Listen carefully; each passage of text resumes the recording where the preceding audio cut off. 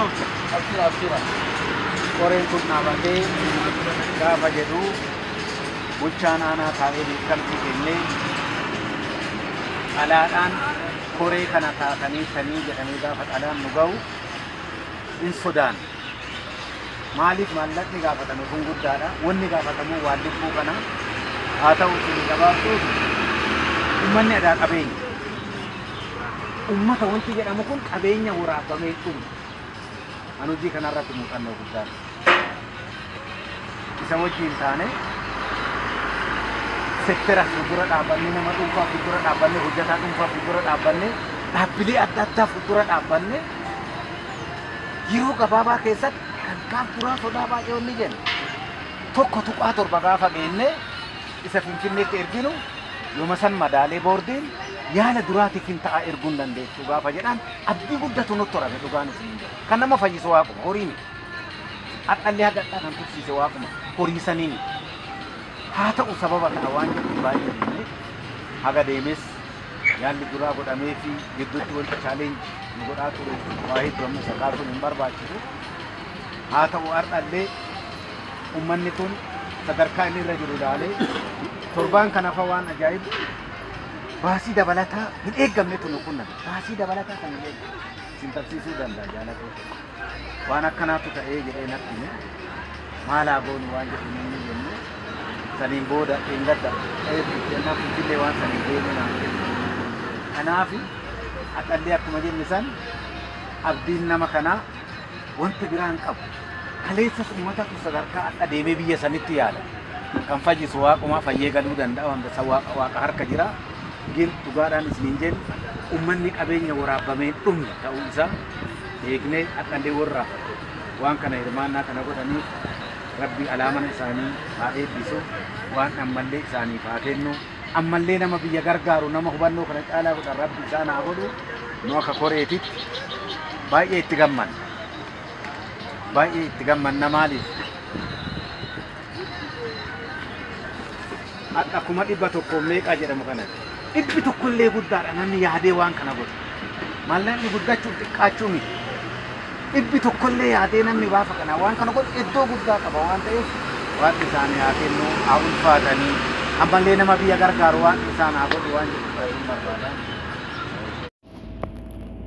السلام عليكم ورحمة الله وبركاته يا أمل لي ويا كوجمتوتا داوتوتا هردفتوتا أنا نشو جرجرتو الحمد لله أنا قلت ربي سنين سنين الله كان قافيا كفتن جبتي كفتن كمان ما نجو بربادي زولينا نو كينيا ما شاء الله تبارك الله باية ساكلتو ما الفاتحة wanni isin gootanii waa baay'ee nama gammachiisa baay'ee tokko isin ittiin gammadee yoo isin wajjin illee rakkoo kana qoodamee isin wajjin bakka isin waan kana gootanitti argamuu baadhullee baay'ee na gammachiise wanni isin gootanii wanni isin dalattanii wallaahi jazaakallah khayr isin jenna ulfaadhaa ammallee nama rakkate bira dhaabbatee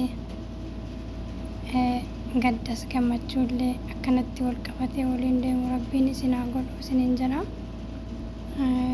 ulfaadhaa ulfinni isin irraa turu waan isin barsiisaa amaaniif gootanii argeera karaa feesbuukiitiin illee karaa waastappiitiin illee ijoolleen natti ergitee jirti maashaallah hedduu isin irraa gammadee hirmaannaan keessan illee bareeda akkuma isin akkanatti barsiisaan kennaa abbaa kennaa nama dukkana keessaa ifatti nu baasee hadhaammoo inni rakkatee fayyaadhaan waan akkana bakka ciisu jiruu fi kana gootanii fi erguuniin keessan hedduu na gammachiise hedduu isinirraa gammadee jajjabaadhaa akka ammatti jirtan kun baay'ee natti tole wallahi baay'ee namatti tola jabaadhaa isin jechuu barbaada maaliif namni yoo addunyaa tanarratti waan qabu irraa fuudhee rakkatee fi yoo waa kenne faayidaa guddaa qaba. Karaa akka tisanii fi hedduu faayidaa guddaa qabdi. Yaani nu bira yoo diqqoollee fakkaatte nama rakkatisanii fi wanni diqqoon nu hadha kenninu sun guddoodha. Jazaakallah khayr siin jedha ijoolleen teenya hedduu nu boonsitanii. Asumaan harka tokko waa daddalagutti odoo dalaguun dubbataara waa'ee nyaataa irraa odoo hin taane. Waa'ee ijoolleen keenyaa daladdeetu nu gammachiisee dubbachuutti hin jira isiniin jedha. Hedduu isinirraa gammadee haaluma kanaan wal qabadhaa rakkataa rakkoo baasaa isiniin jedha. Haalli itti isin amma jirtan kun hedduu natti toleera. Jajjabaadhaa jajjabeewwan koo ijoollee biyya ormaa jirru nama rakkatee nama dhibamee nuusii waliin jirraa diqqoo qabnu isinitti kennannaa isin danuu malee maal qabdanii jettanii akkanatti kinoo isinirraa gammadanii kana birree kana ga'u barsiisaa keessanii gumaachitanii amshirsu wajjin jirraa jechuun isatti haamilee hortanii ofiifillee nama galataa taatan jechuudha. Diqqoon isin hadha ijoollee kaanii kan irraa fuutanii isa gargaartanii waan guddaadha. Diqqooma kennatan.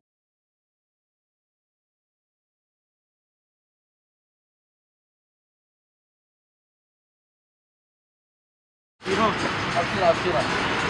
Koreen kun dhaabatee gaafa jedhu bulchaan aanaa taa'ee beekamtii kennee alaadhaan koree kana taatanii sanii jedhamee gaafa dhalaan nu ga'u hin sodaanne. Maaliif maallaqni gaafatamu kun guddaadha. Wanni gaafatamu waan lubbuu kana haa ta'u isin gabaabsuuf uummanni adaa qabeenya. Uummata wanti jedhamu kun qabeenya waraabamee dhumu. Ani hojii kanarratti muuxannoo guddaadha. Isa wajjin taane sektera fuuldura dhaabbanne nama dhuunfaa fuuldura dhaabbanne hojjetaa dhuunfaa fuuldura dhaabbanne dhaabbilee adda addaa fuuldura dhaabbanne yeroo gabaabaa keessatti kan kaan turaa sodaa baay'ee ni jenna. Tokko tuqaa torba gaafa geenne isa Finfinneetti erginu yooma san madaalee boordiin yaala duraatiif hin ta'a erguun dandeessu gaafa jedhan abdii guddatu nutti horame dhugaan isin jedha. Kan nama fayyisu waaquma horii miti. Hadhallee hagadhaa kan tuqsiise waaquma horii sanii miti. Haa ta'u sababa kana waan jedhu baay'ee jennee haga deemes yaalli duraa godhamee fi gidduutti wanta chaalenji nu godhaa ture waa hedduu amma isa kaasuun hin barbaachisu. Haa ta'u har'allee uummanni kun sadarkaa inni irra jiru ilaalee torbaan kanaaf waan ajaa'ibu baasii dabalataa hin eeggamnetu nu qunname. Baasii dabalataa kan hin eeggamne isin tarsiisuu danda'a jaalatoo. Waan akkanaatu ta'ee jedhee natti hime maalaa goonu waan jedhu inni jennee saniin booda engadda jennaan Finfinnee waan saniin deeme naan jedhu. Kanaaf hadhallee akkuma jenne san abdiin nama kanaa wanta biraan qabu. Kaleessas uummataatu sadarkaa akka deemee biyya sanitti yaala. Kan fayyisu waaquma fayyee galuu danda'a wanta waaqa harka jira. Gir dhugaadhaan isiniin jennu uummanni qabeenya waraabamee dhumne ta'uu isaa beeknee hadhallee warra.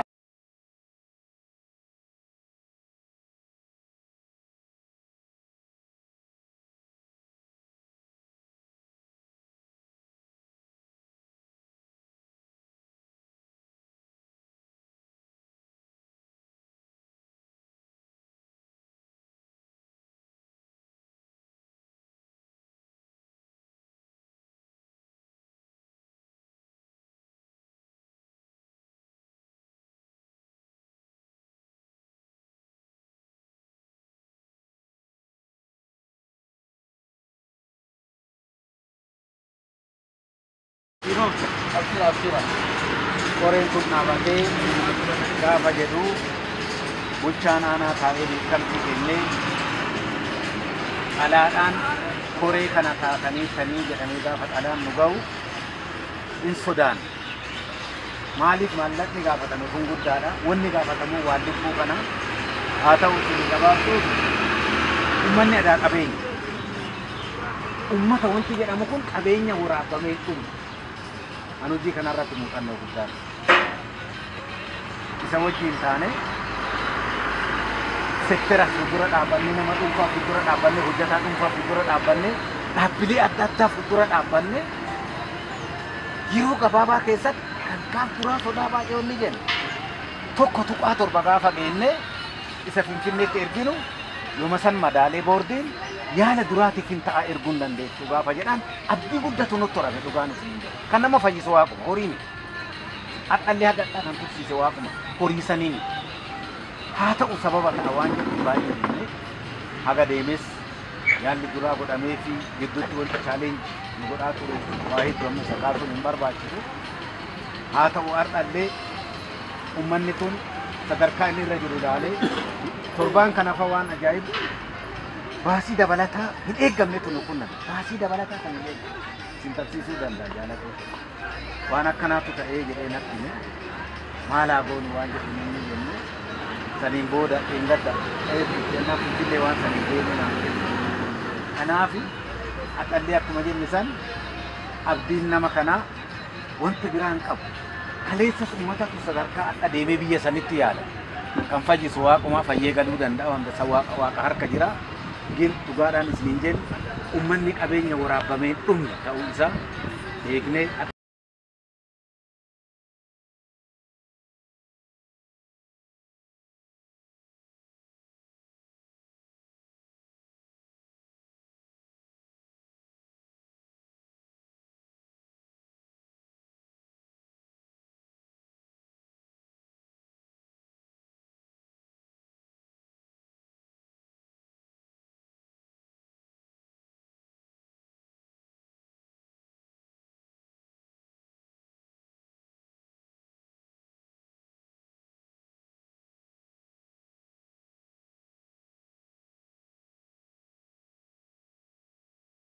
Pasta direct dia. Anu baru suka pakai itu.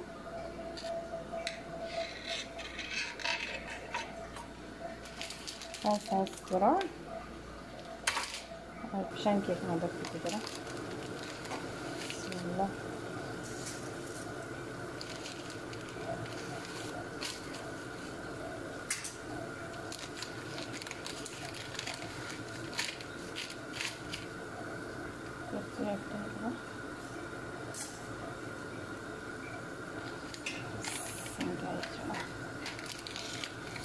Kemudian ada lagi sirah.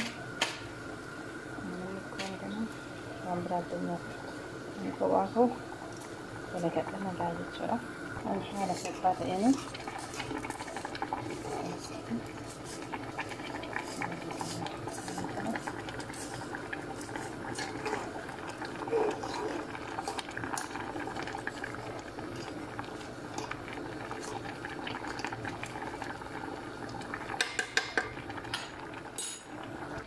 Karena melihat pasta ini cara menurut cara itu pasta ini ada kanan cara tempat disini cesna dengan syukur semua kita kalau kita kanannya jadi asyik itu terus karena menjadi pasta cara kalau mau yang kena kopi putih cerah insyaallah. Wow, cara kena bodan lah. Bangka aku boleh tunggu saya cerah mungkin bawa musuh juga.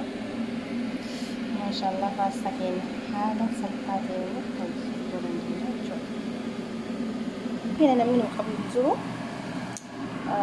Jadi kita buka dia cerah. Hai dah kena ni kita buka dia cerah. Bismillah.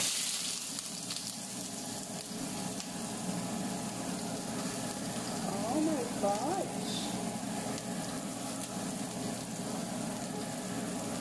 Macam saja dah. Wow.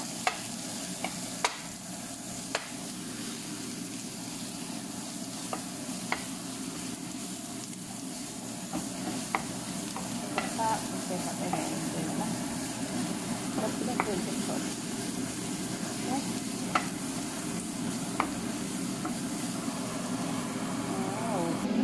Syukur tadi